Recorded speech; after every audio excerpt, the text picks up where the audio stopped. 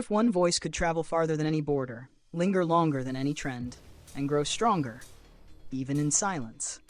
Because while the world scrolls, sleeps, and moves on, one artist's presence keeps expanding. Not with constant noise, not with endless promotions, but with something far more powerful: connection.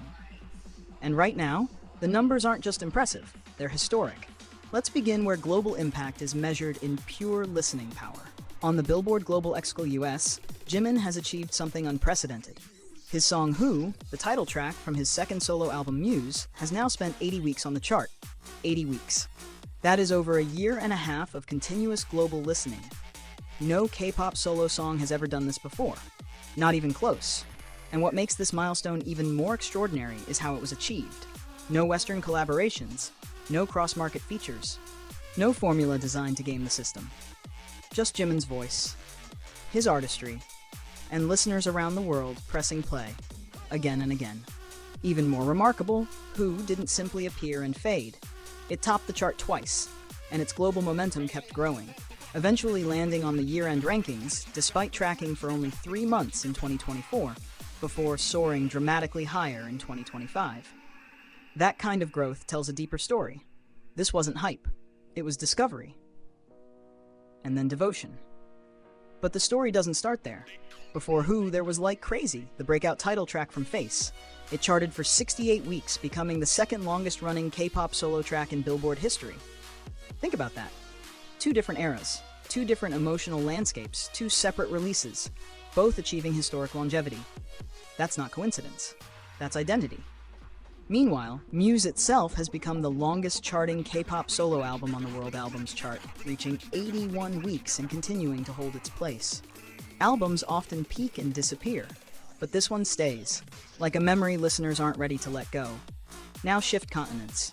Travel to South America, to a country where language, culture, and geography differ vastly from Korea, yet where Jimin's music has become part of daily life. On Spotify, Chile's daily top songs chart, Who has remained for 570 consecutive days. Pause and absorb that number. That's nearly 2 full years. The track debuted at number 20 on July 19, 2024. Months later, it climbed to number 1. And it didn't just visit the top. It returned, again and again, achieving 46 total days at number 1.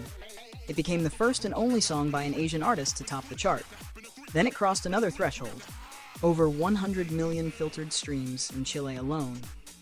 Today, it ranks among the most streamed songs in the country's history and holds the highest position ever for a non-Spanish song. In a market dominated by Spanish-language music, that achievement is more than impressive.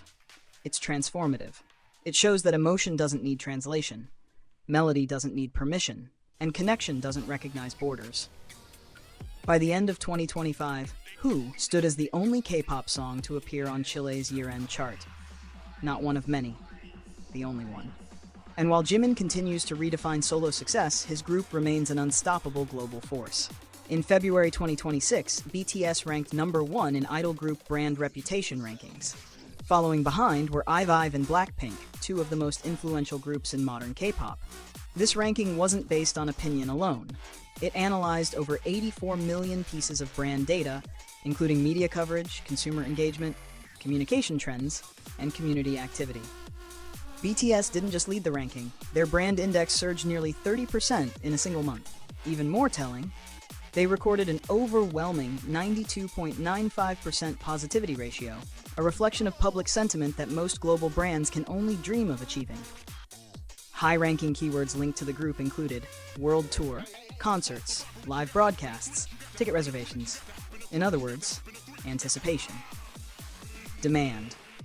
Readiness. Even during periods of reduced group activity, their presence doesn't fade, it intensifies. So what are we witnessing right now? We are watching the evolution of global influence. An artist whose music continues to grow long after release. A song that becomes part of everyday life thousands of miles away. A group whose cultural gravity remains unmatched. This isn't about fleeting virality. It's about emotional permanence. Because people don't just listen to these songs. They live with them. They heal through them. They carry them through ordinary days and unforgettable nights. And maybe that's the real reason the numbers keep climbing. Not because the world is watching, but because the world is feeling.